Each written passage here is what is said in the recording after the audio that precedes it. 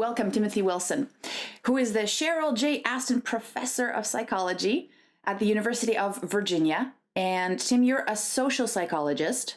Correct. And who researches the influence of the unconscious mind on decision-making, preferences, and behavior. And among other things, you are the author of 2 books. One of them is Strangers to Ourselves, Discovering the Adaptive Unconscious. I love that title. And then the other one is Redirect, which is the surprising new science of psychological change. And I have to tell you, I read your book right when it came out. And then recently I reread it via Audible. And the man who narrated it, I felt like he was you. And I loved the style that the book was written in. It was like really, really straightforward and very kind of conversational. So now I have all this schema about what you should sound like. Well, no, you've lived up.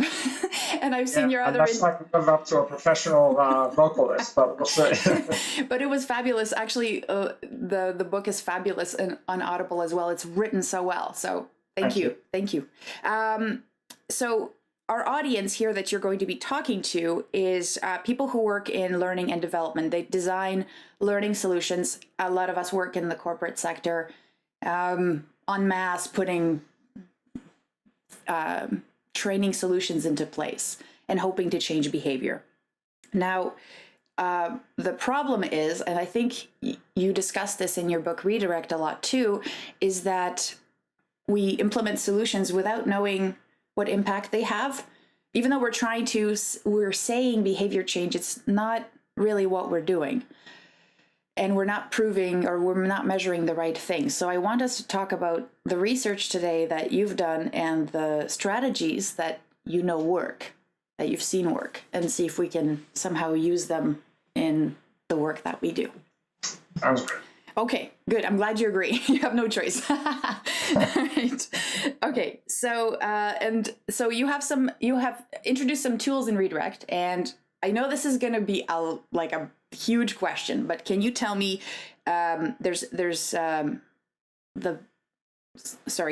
story editing is a blanket term for several strategies.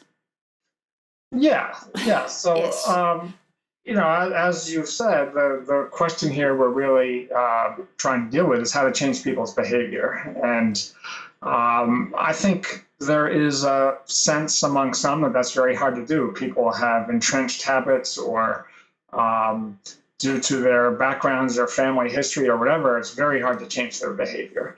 And what Redirect is about is, well, sometimes yes, but sometimes no, that there may be times when we can, with a fairly small intervention, get people to frame a situation differently in ways that have long-term effects on their behavior. And I use this metaphor of a story, that we all have stories about ourselves and our situation and our, what's driving our behavior. And I think these stories are not entirely conscious, but they're really critical to understanding why we do what we do. And so, pursuing this metaphor, if we can get people to edit their stories just a little bit, sometimes that has big changes down the road in their behavior. Because really, this is a filter you walk around with that you see the world through, right? Yeah, and we all, kind of a mantra of social psychology is that we're all driven by our subjective understanding of the world, not by the world the way it really is. That we all have our spins on what's happening around us, and they can differ a lot between different people. And so we have to understand what those spins are and then redirect them. Nice. You've said this somewhere before. A few times. So when we talk about story editing, what are those strategies? Well, give us a broad background, because I know that we can't really get into the actual application until we understand what these concepts are. Sure. Well, there's a variety of approaches. And yeah. One is what I call story prompting, where some third party just prompts people to view a situation a little differently, often in subtle ways. So I've done some research on this with college student populations to help students who are struggling academically with the idea of maybe one source of their struggle is that they have too pessimistic a view of themselves and their future. And just giving them a little bit of information to indicate that, a lot of people struggle at first, but things can get better through effort, gets them to change their story just enough that they try harder, and assuming that works, it's a kind of a self-enhancing cycle where it pays off, and that gets them to try even harder the next time, leading to big changes down the road. And this kind of intervention, where just a little way to get people to reframe their situations, has been done a lot in educational settings, in child rearing situations, a variety of settings, very successfully.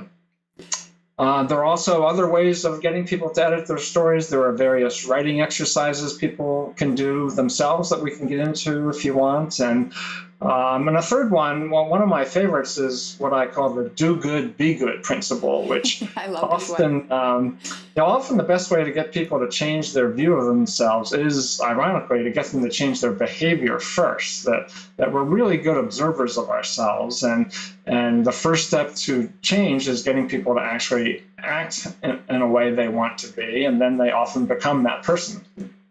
It's funny, you say that sometimes it's easier to have people simply change their behavior first for them to see themselves differently. I remember when I read Thinking Fast and Slow by Kahneman, he said that putting a pencil in your mouth this way, right? The whole idea that this simulates a positive state of mind, which is totally that, right? It can work. Yeah, it's true. It's so fun.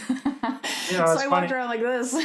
Well, it's funny you give that example, because there are some therapies for depression that they seem to work best with men, where just getting them off the couch and out there doing happy things makes them happier. Cool. Sounds simple, but I think it can work. Now there's this whole concept of do good, be good. Would a company be able to, like, I remember working at places that had us go out into the community and paint homes and, clean up garbage. This was a financial institution. It was not related at all.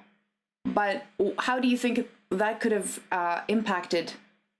Well, that's a really interesting example, because there is a fair amount of research on this, and we are very good observers of ourselves, but we're also very astute at judging why we're doing what we're doing.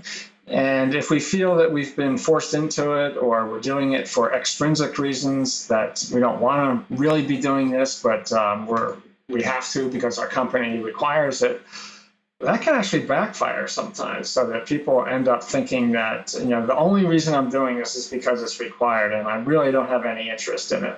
So the trick is, for people who want to use this technique, is to nudge other people into acting in a certain way, but with a light hand. Don't make them feel like they're being forced into it. Yeah, like it was all volunteer, but there was some social pressure. Right? Well, that can work, just to convince people that they are acting out of their own choice, but to subtly nudge them in the right direction. Yeah. So right now, and I don't think it's right now. I think the hot topic is always change management, and how to get people in companies focused on job performance. Everything's there's all these pressures to deliver ROI. But is there ways that we can improve the quality of basically positive, this kind of gentle influencing? Can we use it to improve the quality of the kinds of relationships that people have in the workplace? Can it be done en masse? Or is this an individual kind of, I'm journaling? Yeah, well, that's a really good question. I do think it has been done en masse in a sense. If you can identify a group of people who seem to share a particular view of themselves. So one example that comes to mind is this has been used for college students who feel like they don't belong at their institution, either because they're a minority group or maybe they're a member of their family. They're the first to go to college in their family. Ooh, okay. And a little bit of story editing to make them feel that they're not the only one who feels that way, and that many people feel they don't belong can go a long way. So in a business setting, I'm not sure it could be used en masse for a heterogeneous group of people, but if you had a subset that you felt they shared some pessimistic view or maladaptive view of their situation, and you can figure out, the right wedge to get them to think a little differently. That's the tricky part.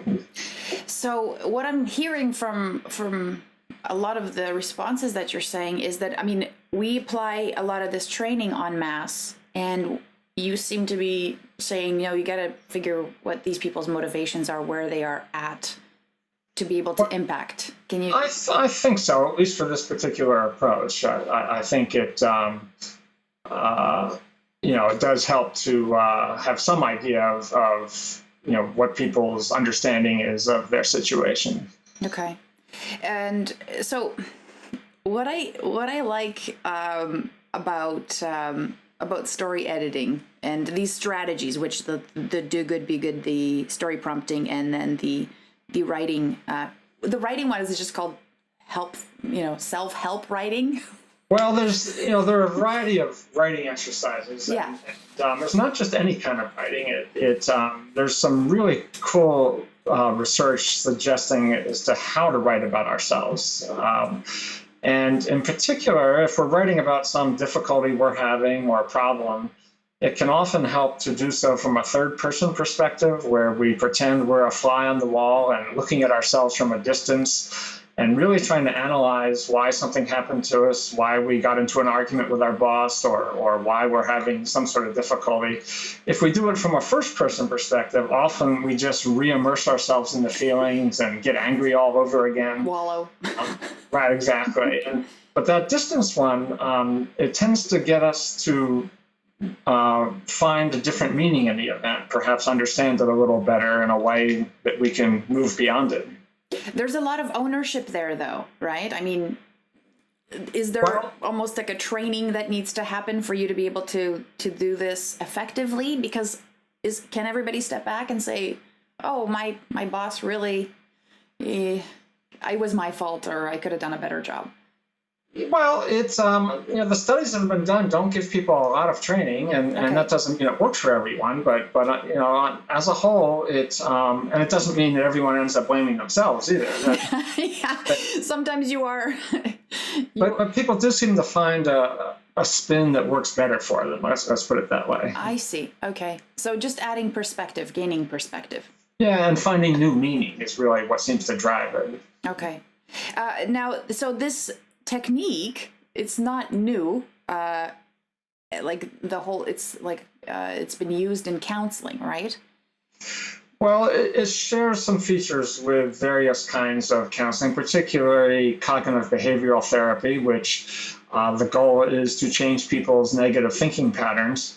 But I like to think of these techniques as more catching people at an earlier point where they don't have some full-blown set of symptoms, and so they really need psychotherapy. It's sort of catching people at an earlier point where maybe to get them to reframe things. That's one difference. Another difference is, of course, therapy is really designed to treat psychological problems. And yes, and I think this is really a broader technique. It can help with problems that wouldn't, workplace issues or things that don't really we wouldn't classify as psychological problems, but they're nonetheless issues of how people are framing a situation.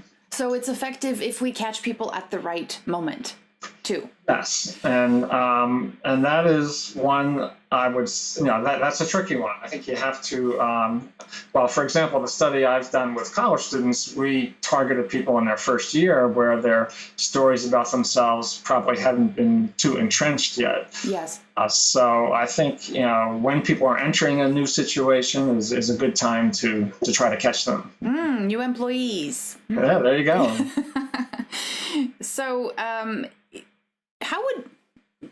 unless I had somebody like you on staff to advise me, how would I get how would I get started with applying some of these like, let's say, okay, how would I go about applying do good be good, or story prompting kind of sounds a little bit like propaganda, but used in the right way, right? Well, a little bit, right? Sort of nudging. Nudging. Okay, I like the politician's answer. So, how would I get started with implementing some of these techniques? What are my ways? Can I?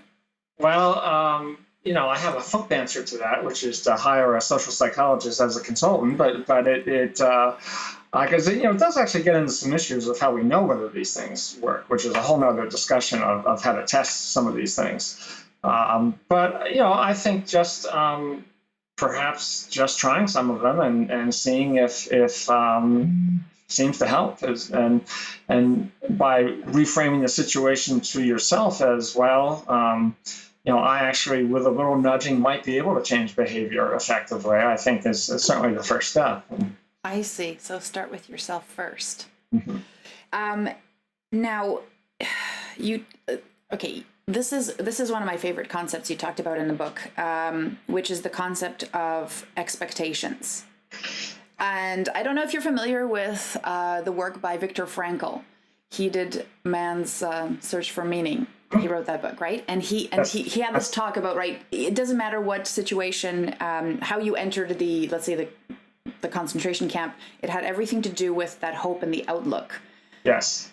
Whether you would survive, regardless of your physical, well, I'm sure that played a factor, but regardless of how physically you felt, it was that expectation. So then he had another lecture about where he talked about to expect this, if you expect more of your students, even if they fail hitting the moon, they'll hit some stars.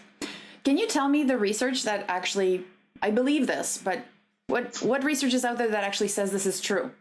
Well, there's some classic studies done by a psychologist named Robert Rosenthal from the 1960s, where he started in an elementary school, and he gave teachers expectations about how their students would do during the school year. And the key thing about the study was these weren't necessarily based on any real information. In fact, he just picked names out of a hat and told the teachers that these students would do well. And he didn't say the others would do poorly. He just said that a subset of their students would bloom in the academic year. And remember, these were just randomly chosen. Yeah. Now, the students didn't know that they had been so designated. Their parents didn't know. The only people who knew were the teachers.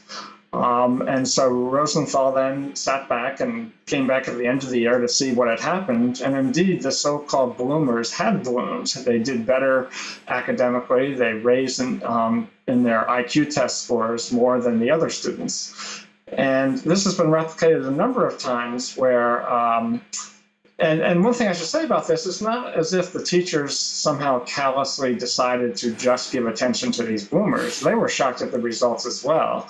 And it appears to be a kind of an unconscious process where the teachers, without really knowing they were doing it, gave more attention to the bloomers, taught them more, challenged them more, because they were going to bloom. They thought these were the students who could benefit the most from extra instruction. And so this is a really important lesson to try to have high expectations for people, give them the benefit of the doubt, and you will treat them differently and help them more as a result. It almost like you would feel so much, I don't know how I could, after the end of that year, to go back and say I unconsciously helped others do better with, and even though you walk into that classroom wanting to, have every child come out a superstar. So how would you go about, because the bias is you come in and you look at a face and you already make an assumption about that person's performance, or their sister used to be in your class. How do you do that? How do you go back and say, how do you reset? Well, it's hard, but I try to apply this in my own. Part of my job is to train graduate students and work with undergraduates. Yeah. And I really try not to jump to conclusions too early. So because someone's struggling when they first enter graduate school, say, I think there's a tendency in us all to attribute that to the person, say, oh, they don't have what it takes, or there's something about their background. Yeah. And, I've seen enough students bloom after struggling initially that I just try to remind myself of that they may well be one of those bloomers if you just give them a chance. And it seems to work a lot of times. Good.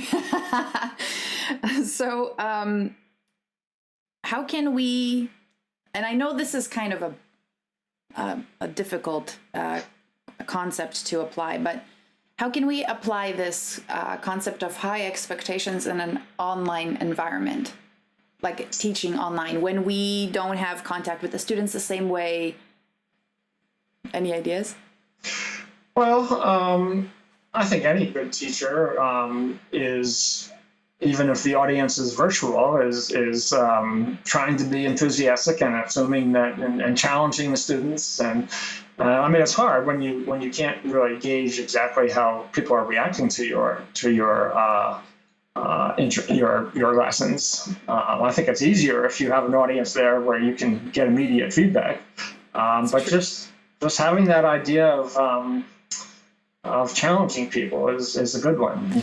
So you don't necessarily have to do that in person. You can just simply create opportunities. Well, I think it's harder, but yes, I do think it can be done. Okay.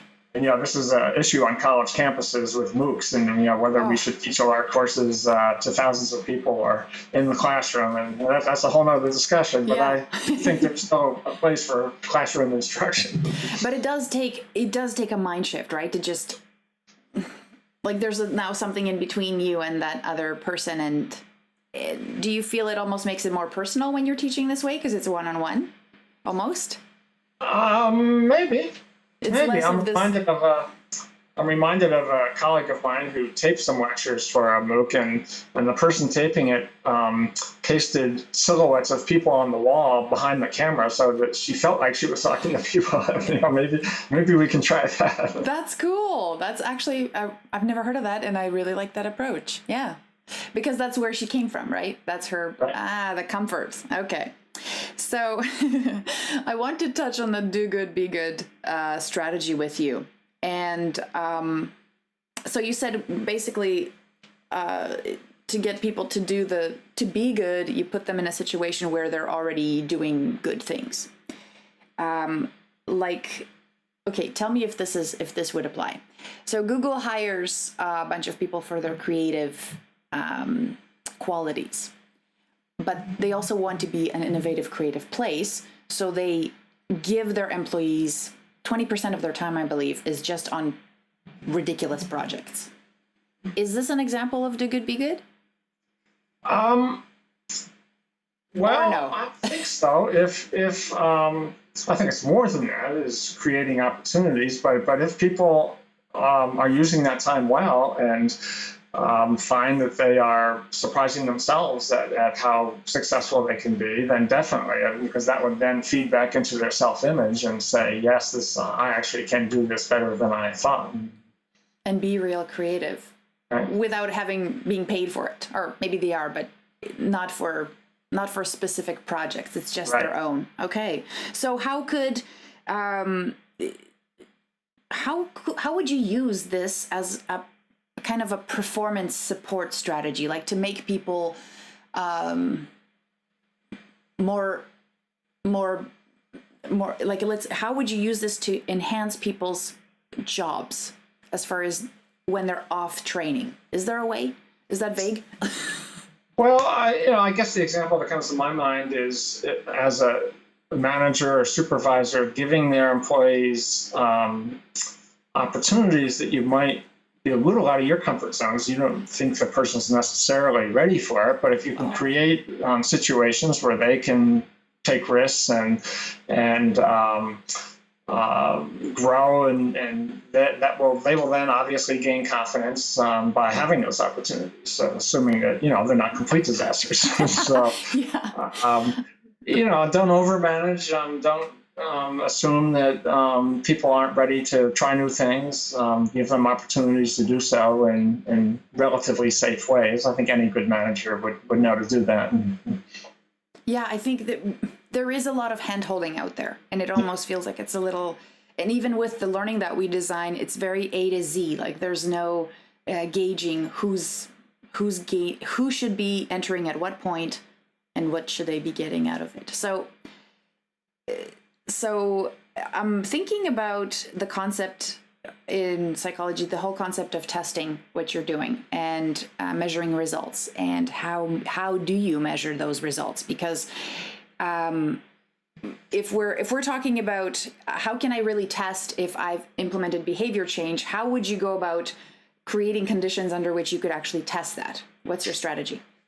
Well, this is an important issue, and I should say at first that I am maybe a bit of an extremist in it because, there are easy ways and hard ways. And the easy ways are just to ask people, well, did you benefit from that? And I think that has a lot of problems, that people often don't know how much a particular intervention or program has affected them. And they're guessing as much as we are. Because after all, they don't know what the alternative was if they hadn't participated in the program.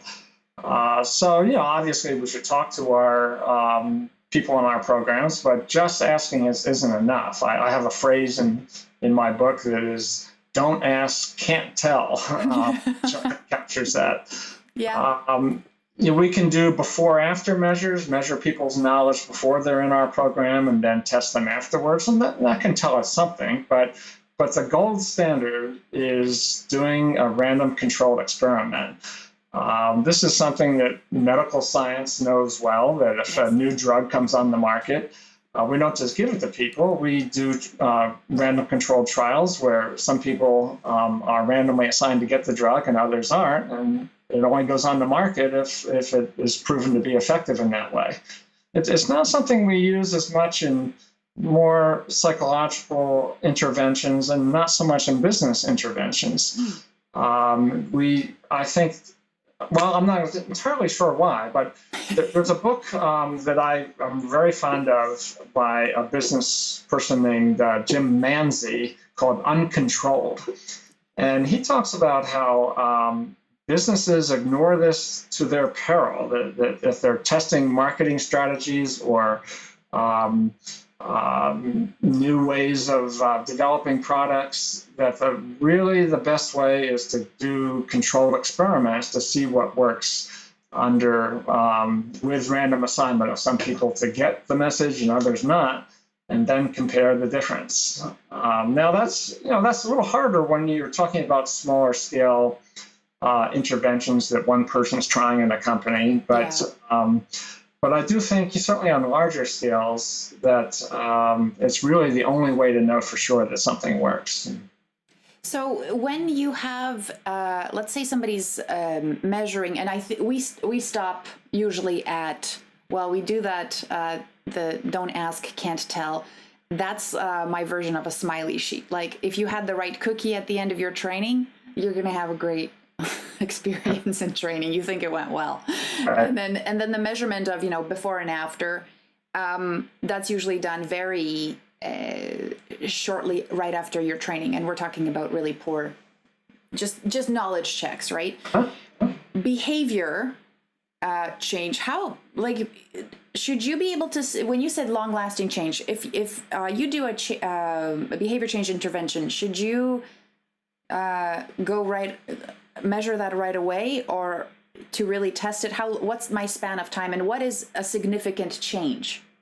Well, let me give one example that I talked about in my book a little bit, which is diversity training, which many companies do in a very well-intentioned way. Yes. If I was going to be cynical, I'd say some companies do it just because they have to do it. But let's give people the benefit of the doubt and say they really want to make people more aware of issues of diversity and in the workplace. And their goal, I assume, is to have some sort of long-lasting effect. They want people to, over the long run, be more tolerant, to follow the law in hiring and employment practices, to not discriminate against members of disadvantaged groups. And so with any intervention, the first question we have to ask is the one you just did, which is, what are we trying to change? And in this case, it is long-term behavior. I think we want people to act fairly and not discriminate. And then the next question is, well, how do you measure that? Yes. That's hard, but I think it can be done by looking at how people treat each other, how many lawsuits there are. There are a number of measures one could have. But then to see whether your particular diversity program is working, I think the only real way is to have a control group of people who don't get it, and that is randomly assigned and compare over time. Now, there are issues with this. It means that some people don't get your training, That's at least not right away. Yeah. But again, there are analogies in other fields for this, where you stagger when people get it. So some people get it at one point in time, and then others act as a control group, and then the control group gets it at a later point in time. But this really is the only way to know for sure whether these programs are having the effects we hope they do. So one of the questions that I receive from my audience is they put together, and this is compliance training, it's about ethics. And I remember working at insurance companies, and you are like, you cannot leave training unless you've passed the ethics course. So and one of the kind of the conundrums there is that what they do is they give people a stack of papers and they read through them, and at the end they sign off that they've read it, and you're hoping that there's some sort of compliance or change behavior that's as a result. So if you don't have the opportunity to remove or create a control group that has that doesn't receive the training, how would you approach that? Would you what if you don't what if your control group is just the people that took the terrible course? Well, again, I think the first question we have to ask is, what is it we're trying to change? And if it is just knowledge of the rules, say, then that's pretty straightforward to just give people a test afterwards. And I mean, as a university professor, I have to go through various kinds of training for my institution of understanding of policy, and as a researcher, I undergo training about ethics in research. Yes. And there are various quizzes we're given to know what the rules are, and those could be given periodically. But if we're really trying to measure people's actual behavior, it certainly gets trickier. And without that control group, it's very hard to know whether their behavior is due to the program we had them undergo or not. So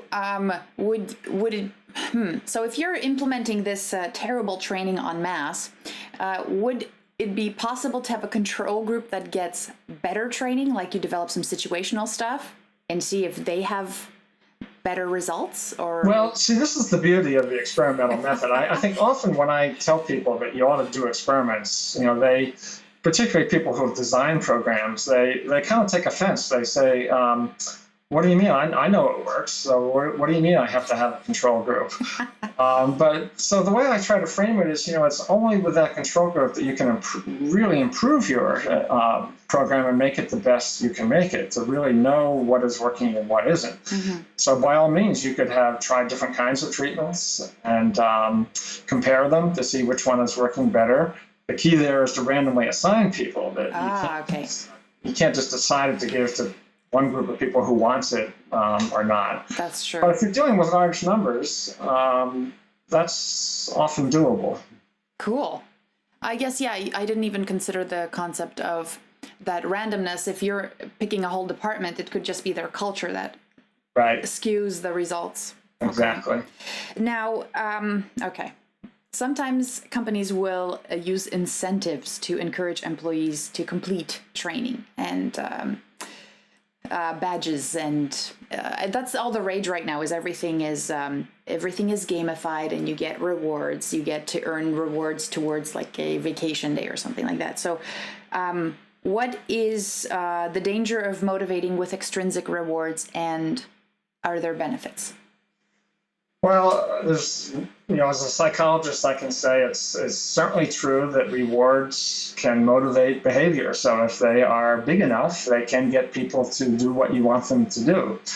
But there is a danger to overusing them, and there's some great research showing that if the rewards are made too high or too strong or too salient, that people end up thinking that's the only reason they're doing it, and they lose interest in the activity. So again, it really depends what your goal is. If you just want people to do it and make sure they go through this training, then rewards can help. But if your goal is to actually get people interested in the activity, so one example that's often used is should parents reward their kids for doing schoolwork or, say, reading? Yeah. And there the goal is you don't want them just to read, you want them to love reading so that they end up, it's something they're intrinsically interested in. Yes. There you have to use rewards lightly. If they're too strong, kids will think I'm just doing it for the pizzas and I don't really like this activity. And the same would be true in a business setting. It's crazy how it actually, that as adults, we still, the same strategies can be applied. Yeah. And what I thought was really interesting, and that's what I loved about your book too, is that it felt like the research was personal because you're a parent. And there was some of the, I was like, imagine dad coming home and like applying these, who's the control group today? Well, I do have two kids who like to make fun of me on this dimension. They claim they're hip to all my tricks. But well, after a while, they probably figure them out. But I like the idea that if you do this kind of work and you love this kind of work, then you have you can't help but integrate it into your own life because these are personal improvement techniques. No, that's definitely true. It is. It's fun. We do go off duty sometimes. But yeah. So let's say to get people who are unmotivated to do a task, completely unmotivated, incentives are good to get them started. But what happens if you've created, like, let's say I'm a boss and I'm giving my employees Pizza Fridays when they meet the sales quotas. And then I read your book and I realize, wow, I'm doing something wrong and I can't afford to do this for the rest of the business year. So are there strategies that you can do to wean people off those extrinsic rewards to move it towards intrinsic? What do you suggest?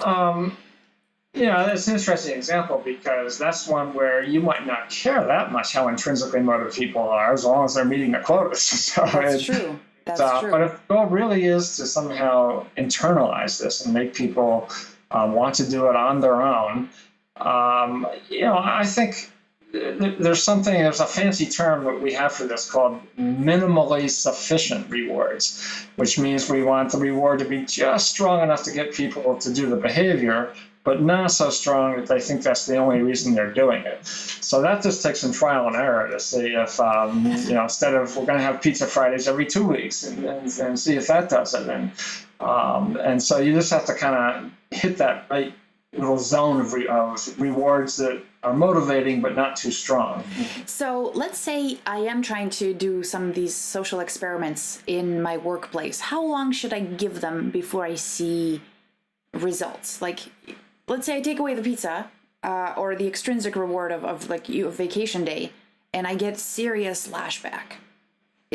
Should I try again? I feel a little out of my comfort zone here and not being in the business world, but I think, if you're pretty sure this is not working, then try something else. Just keep on trying. Yeah.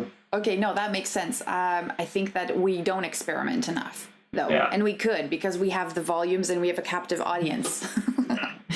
And, I'll throw in one other thing here is that in addition to rewards, one thing that really motivates behavior is social comparison. We're just intensely social creatures, and we care about where we stand relative to other people. So conveying the norms of what good behavior is, and there's nothing so motivating as feeling that whoa, I didn't realize I'm doing worse than everyone else, or I'm acting differently than everyone else. So, I mean, again, that can be overused if you make it an intensely competitive environment, but conveying a little bit of information about how others are responding can go a long way. So if you have, let's say, a bunch of college students and they can see where they are faring in comparison to other students, could that be a motivating? Well, it can, and Okay. the way this has been applied in college campuses the most is not on academics, but in drinking. Is that it turns out that almost all students think other people drink more than they do, and that I remember those days. Yes. somehow they need to catch up, and so there are social norms campaigns where just giving students accurate information that the average amount of drinking isn't as high as you think. Actually can make them dial back their own behavior. And this has been also used with that, the neighborhoods for who are getting like the hydro bills. Yes, there's a social psychologist who was originated that whole campaign, and actually in my neighborhood we were part of such a campaign where our electric company would send us a bill and show us how much energy I was using compared to my neighbors, and I was using less. So I really, but if you're using more, it can change people's behavior. So let me ask you this: if sorry, let me just get my mindset into this whole concept of the training interventions here. Now, okay, we talked about the MOOCs a little bit because right now what's happening with a lot of institutions is they don't have enough space and they have to be able to offer learning outside of their, online, be more accommodating. And you mentioned that lady just having the silhouettes in the back, but that to me seems to be like somebody who's already embraced that kind of technology. So how would you apply, and I've worked with universities where it's a reluctance. There is a fear to deliver training in a different way. How do we use some of these strategies that you've mentioned in Redirect to bring people on board? Well, I guess I'm kind of agnostic about what will work here and what won't. That I certainly understand the appeal of more mass online kinds of training.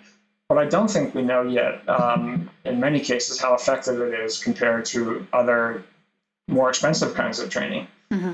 And so, again, I'm just an empiricist. Do the studies where people are randomly assigned to one kind of training versus another. Yes. And see what it works. I mean, this actually happened a few years ago at my university, where they were contemplating having mandatory diversity training for all incoming students. Yes. And they were going to do it via some web exercises, and for various reasons, the whole thing was abandoned. But I went to some of the officials and said, let's do this as an experiment. Let's try different things and randomly assign people, and let us devise different ways of doing it. And they were actually open to that until the whole thing got scotched. But I think just showing that your approach works is really, really the key.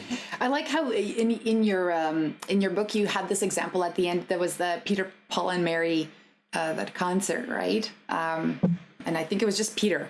Yes. Okay. Yes. And what a great, well-meaning guy. He's devoted his life to helping kids who are bullied and in schools, and he's developed an intervention program that has music attached to it to do this, which is being used in a lot of schools. And as I said in my book, when I heard this, my heart just kind of sank, because I realized he hadn't tested this, and he was using some principles that I suspect, based on some research, may not be the best approach. But it really illustrates to me how we just have a different standard for those kinds of interventions versus, say, the medical world. Yes. Where, if I told you that I had cooked up in my basement a new cure for childhood diabetes, say, and I picked some plants in my yard and made some medicine. I don't think you'd give it to your kids. You'd want to know, well, let's test this first. But we have a different set of standards for educational and other kinds of interventions. There seems no harm in trying these things. Sometimes they can do harm, and I think we just need to find out what works definitively. So, and I think this is so important. Is that, I would, of course, if you were making this medicine, I'd ask if you're a doctor even, right? And there's, I think, a lot of people who are doing education who are not educated in delivering education or designing education. But is there also this thing about, one, you just mentioned it, that it's okay to just try stuff, and sometimes it has bad effects. You call it bloodletting, right? Yeah. Where it actually does more harm than good, an intervention. But then the other thing is this concept of infinite time, that we can just waste 10 years of somebody's life. Yes. Right? Without having anything to anybody call us on that. Well, I think you make a really good point that in my example of medicine, you say, you're not a doctor. What right do you have to claim expertise in this area? We all think we're expert as psychologists in some sense, that we feel we have enough knowledge to try things. And that's where I think we need to be a little more humble. I mean, one story I tell in my book that really kind of struck my heart is about a fellow who lived in Oakland, California, and was a youth football coach, was really a caring guy about disadvantaged youth and wanted to help them. And so he started this program where he would take disadvantaged youth, and try to scare them into leading a straight life and not joining gangs. And he actually got a job at a funeral home so that he could take the kids and show them what might happen to them if they joined a gang and witnessed violence and were shot. Well, the reason this really struck my heart is that there's good evidence that this approach doesn't work. This sort of scared straight kind of approaches actually can backfire and make kids more likely to commit violence. So here's this incredibly caring and committing guy who unwittingly did the wrong thing. And I think we just need maybe better dissemination of information and to tell people what works and what doesn't. And it's hard because a lot of these interventions are like, they feel good. They sound rational. Yeah, and it's true. It's true. We're still doing, regardless of where you are, academia or parenting or business, we're like, this feels good, and it's let's implement even the whole what Peter's doing with the implementation of music. He's like, music makes me feel good, so it should work, right? So it is also about knowing your knowing your audience, knowing where they're at, and then also measuring the results. I like how you said the cold, hard economist in me said. Yeah.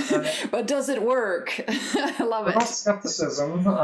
There's so many pressing problems out there. We need to address them, and we have to try. But just a little bit of humbleness, maybe is the better word, of knowing what works is a good approach.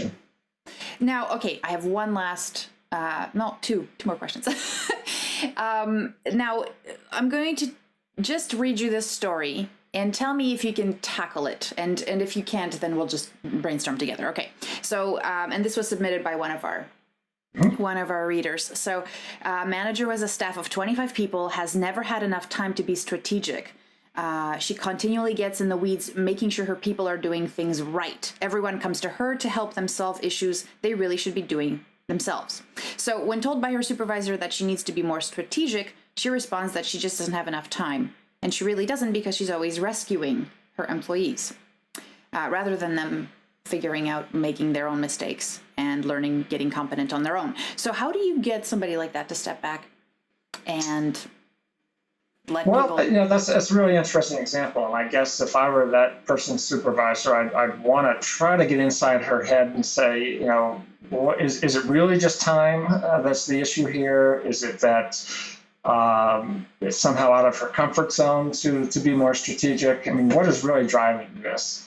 And if it is maybe some lack of reluctance, maybe she thinks she's not good at it, it's not just time. I mean, if it's just time, there's an obvious solution. Give her more time to do that. Yeah. But it's more than that. If it is, this metaphor of the story, that there's something about the way she is viewing herself, then I think some of these principles might help of letting her try in some safe way to do this in a way that convinces her that she can do it.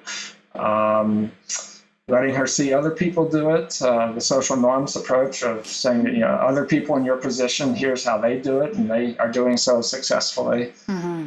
I think that those kind of things might help. Yeah, I like that approach, actually. And the mentoring even concept of observing what others are doing. I like that. So what are the resources that you recommend other than Redirect for learning more about this? And I know you said, these are psychological strategies, and testing is okay, but you really have to, you have to kind of know what you're doing and know what your goals are. So how does somebody get started other than hiring you straight out? If you're for hire. It's actually it's not a simple question because, my field, social psychology, one way I like to put it is it's one of the few sciences that doesn't have a big engineering branch. There aren't a lot of us out there who are doing consulting work in business or other fields. I think that's changing, and there are more opportunities to consult people who have this expertise. And as I mentioned, this book by Jim Manzi called Uncontrolled, he talks about a whole another way that organizations can use experiments, that I would recommend that book to anyone. Awesome. But other than that, I think one just has to adopt an approach of being a little more humble, that we know exactly what works, using this metaphor of story editing to try to understand each other, and that can often make us a little more generous in our interpretations and how we treat each other.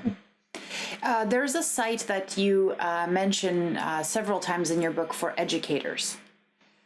Yes, there's a What Works site that the Department of Education in the U.S. operates, where they do try to vet programs and communicate which kind of educational interventions actually do work. And I wish we had more resources like that. I think actually we're headed in that direction, but that's the best one I know of. Yeah, actually, because I do a lot of research, and a lot of there's people who have dedicated their whole lives to translating the research into what is the translation into English and then the application. I think your book does that a lot, and I really appreciate that, because thank you. We need it. We need more of it. So very much.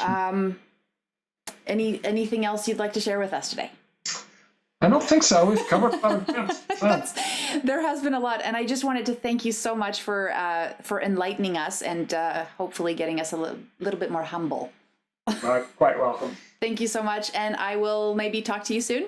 Okay, great. All right.